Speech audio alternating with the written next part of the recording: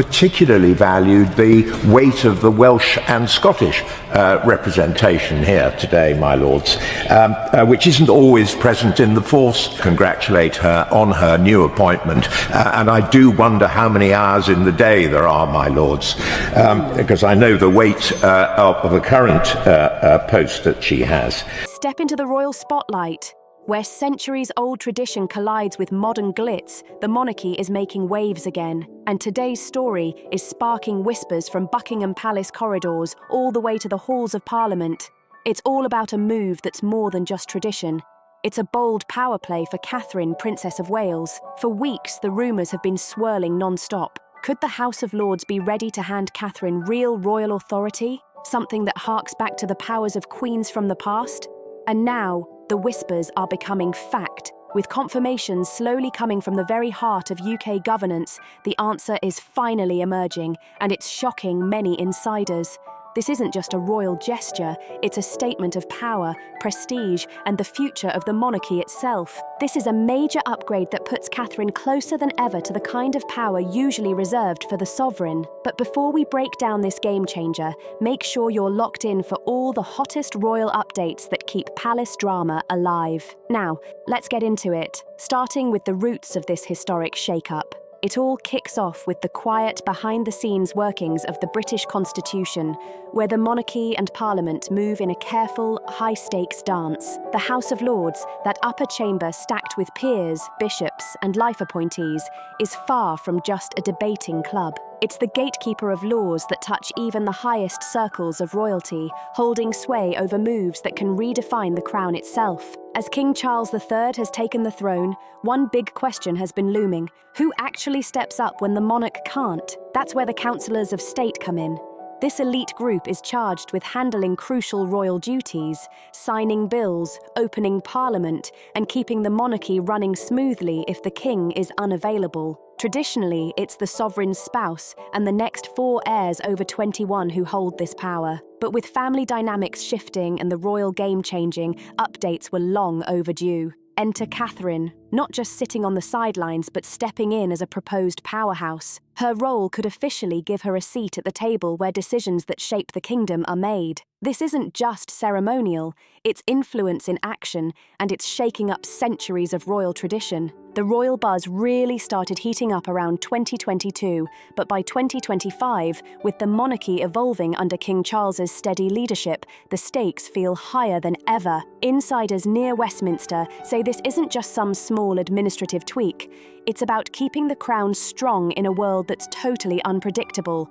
And that's where Catherine steps in. With her calm, poised presence and a track record that proves she can handle pressure, she's emerging as the perfect candidate for expanded royal duties. This isn't just about appearances. She's being positioned to take on responsibilities that could shape the future of the monarchy itself. It's a power move that's catching everyone's attention. Palace insiders are dubbing this her Queen Power moment. And the phrase is blowing up across tabloids and online forums. This isn't just a title, it's authority that lets Catherine move with the weight of the throne behind her, even before she officially dons the consort's crown. As one insider put it, this is the monarchy sending a clear signal. The next generation is ready, and trust is being placed front and centre. Catherine is leading the charge, and her role is becoming impossible to ignore. To truly understand how groundbreaking this is, we need to rewind the clock and break down the framework that's suddenly putting Catherine in the spotlight. This is more than ceremony. It's power, prestige, and a statement to the entire royal world. The idea of councillors of state goes way back to the Regency Acts of the 1930s and 1950s, created during times when the monarchy faced real uncertainties, like King George V's health struggles. These laws make sure the ship of state keeps sailing smoothly if the monarch is away, ill, or otherwise unable to act. The duties can be ceremonial, like opening parliament, or serious, like giving royal assent to important legislation. It's not a full regency, but it's close, requiring at least 2 councillors to work together for accountability. Historically, the list has included Queen Camilla,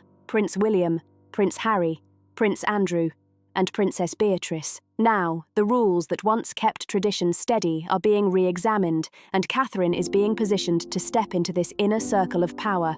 shaking up expectations and turning heads across the royal world. But life throws curveballs. Relocations, scandals, and shifting priorities made some of the traditional choices impractical. King Charles, ever the strategist, pushed for updates early in his reign. In a November 2022 message to Parliament, he proposed adding his siblings, Princess Anne and Prince Edward, to the pool of councillors for life. This wasn't about sidelining anyone.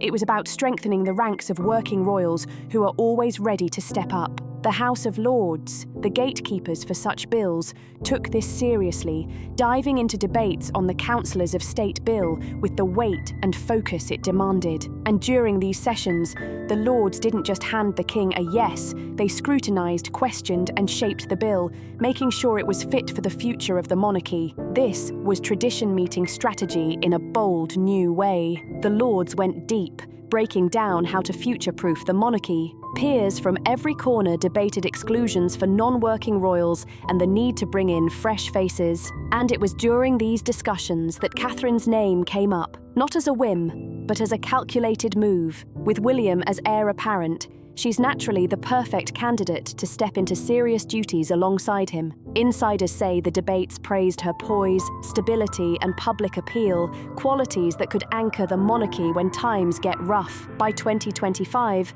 as global events keep the royals navigating unpredictable waters, this proposal isn't just a suggestion anymore. It reads like a full-on blueprint for the future. Catherine isn't waiting in the wings.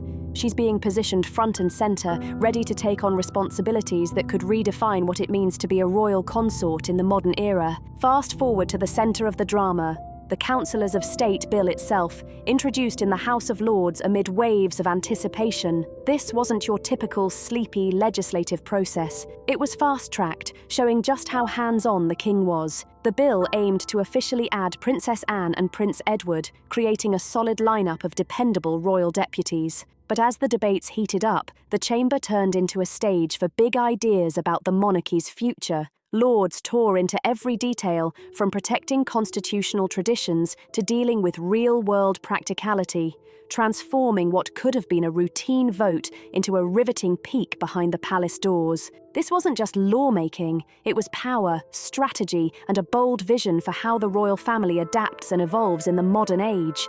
Some key moments really set the chamber buzzing. There were calls to make sure roles were limited to active, working royals, with amendments floated to sideline figures like Prince Harry and Prince Andrew because of their stepped-back positions. Labour peer Lord Berkeley even proposed a tweak, suggesting the Lord Chancellor could officially exclude anyone not actively performing royal duties, though the amendment was withdrawn after promises that only working royals would be tapped in practice. It highlighted a clear push for relevance and accountability in the monarchy. The bill itself sailed through without major hiccups, receiving royal assent quickly. But the real excitement came from the off-script ideas floating around, hints of changes bigger than anyone expected, signalling that this wasn't just a routine update, but a subtle shake-up that could reshape how the crown operates behind the scenes. Palace insiders confirmed these debates were part of a bigger picture. They mirrored ongoing talks about modernizing the crown to meet today's demands. With King Charles's health closely watched and global obligations stacking up, the need for flexible stand-ins was clear. The bill's passage was a win for efficiency, but it also cracked open doors for future expansions. Royal experts pointed out how it quietly shifted power dynamics, setting the stage for figures like Catherine to rise. As one veteran observer put it, this wasn't just about plugging gaps, it was about weaving a stronger, more resilient tapestry for the monarchy's future. The message was clear: the crown is evolving, and Catherine is positioned right at the heart of this transformation. Now, let's zoom in on the moment that really got everyone talking: Lord Balfe's proposal during the House of Lords debate. A Conservative peer with sharp insight into royal affairs, Balfe didn't hold back.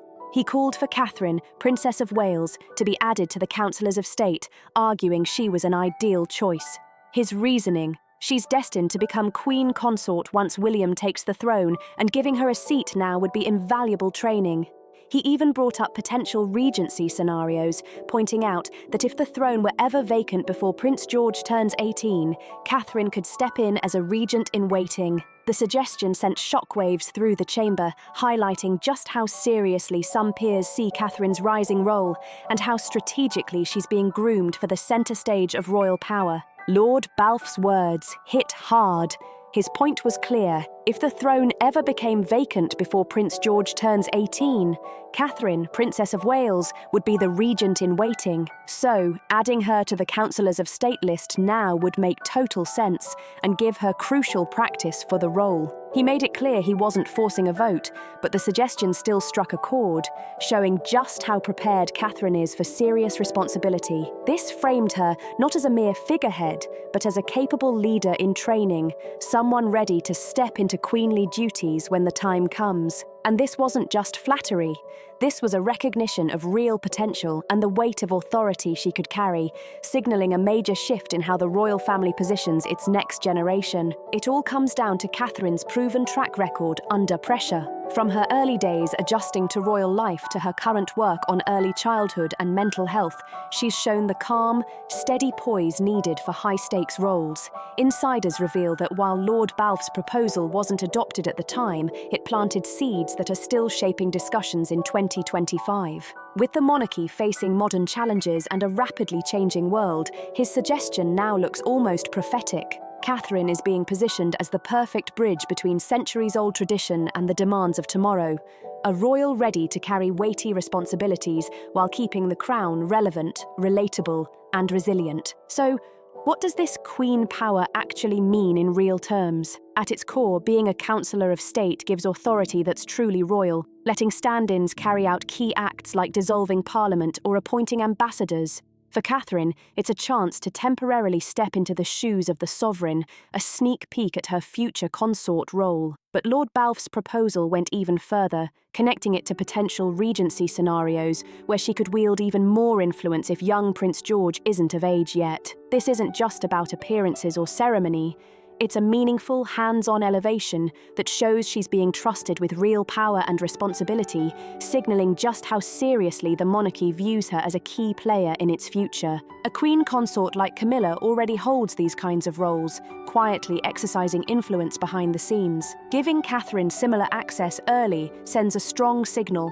The monarchy trusts her judgment and supports King Charles's vision of a leaner, more efficient royal family. Sources say it's all about balance, making sure family members like Catherine, who are deeply involved in public service, can contribute meaningfully without leaning on outdated traditions. When you layer in her recent honours, the picture becomes even clearer. In 2025, King Charles approved Catherine to start issuing royal warrants in 2026, making her the first Princess of Wales in 115 years with this kind of endorsement power. These royal seals aren't just symbolic. They help British brands thrive and echo the queenly tradition of patronage, showing Catherine stepping into a role of real authority and influence, shaping both the monarchy and the nation's industries. Add to that her 2024 appointment as a Royal Companion of the Order of the Companions of Honour, a first for any royal, recognising her outstanding contributions to society.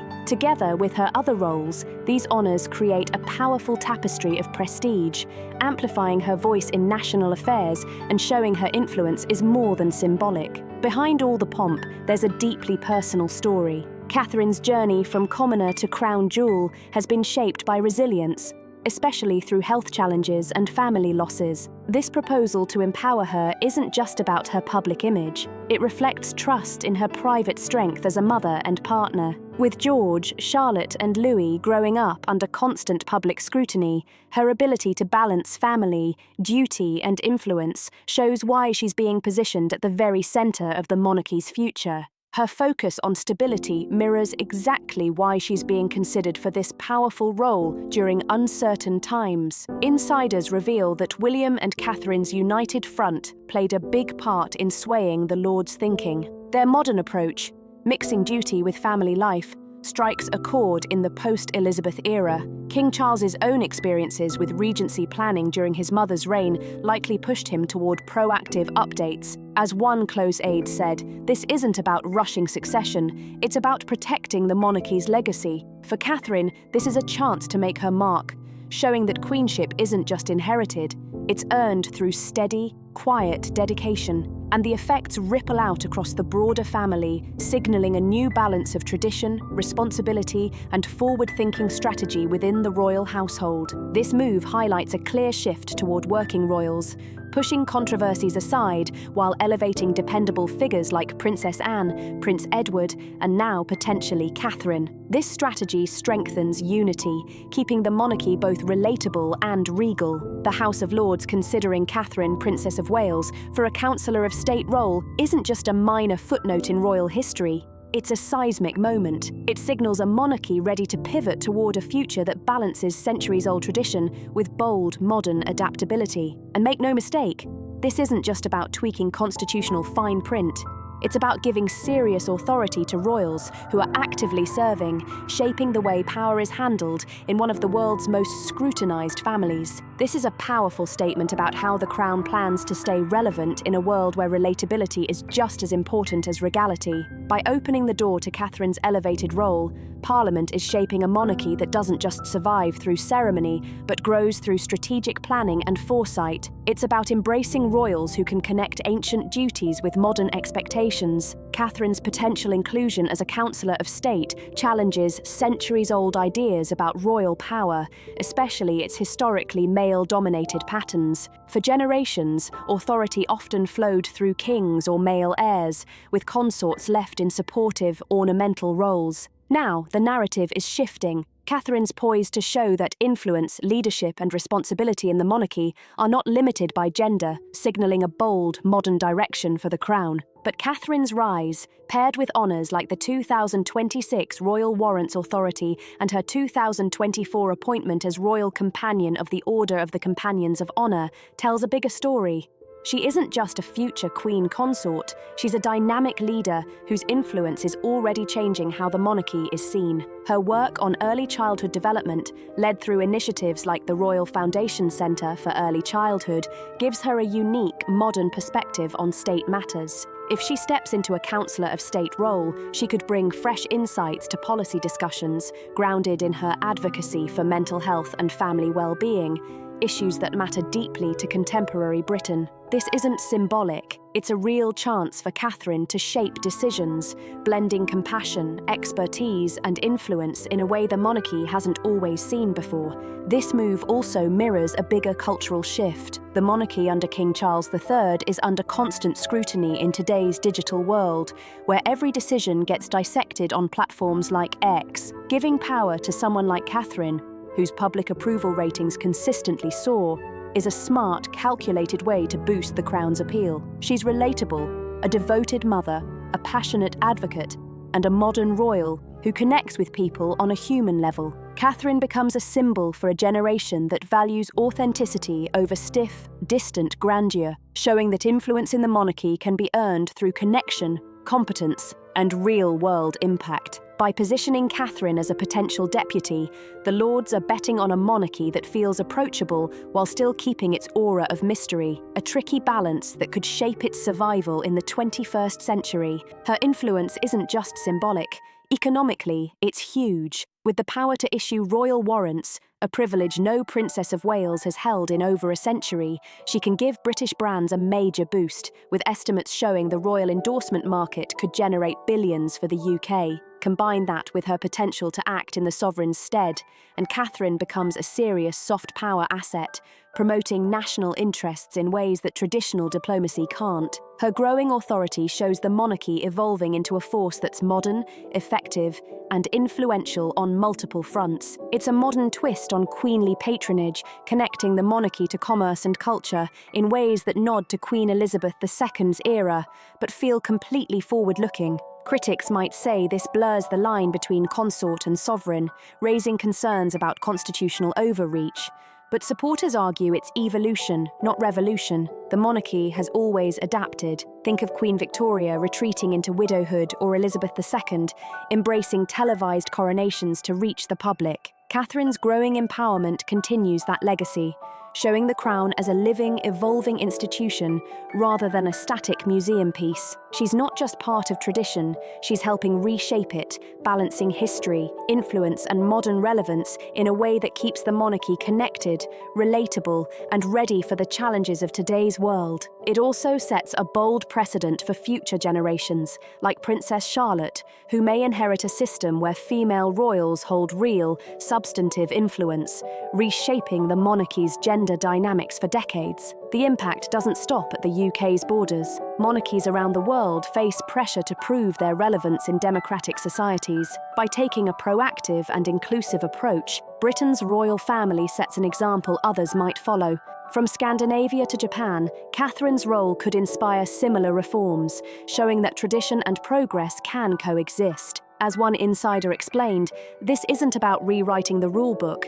It's about updating it for a world where stability and innovation must go hand in hand, ensuring the monarchy remains both respected and modern. This moment also highlights the monarchy's resilience, with King Charles balancing health concerns and global duties. Empowering trusted figures like Catherine ensures the crown keeps running smoothly without relying on outdated systems. It's a practical, no-nonsense nod to reality. The monarchy must function seamlessly, whether the king is in London or abroad. By weaving Catherine into this framework, the Lords are building a monarchy that isn't just surviving, it's thriving, fully prepared for whatever challenges the future may bring. She brings a mix of grace, grit, and forward-thinking vision, showing that leadership in the royal family can evolve. As the ripples of this Westminster whirlwind finally settle, one truth shines through like a beacon. Catherine is not just the future consort, she's a central force shaping the monarchy for a new era. Catherine, Princess of Wales, is stepping into a spotlight that could truly reshape the future of the monarchy.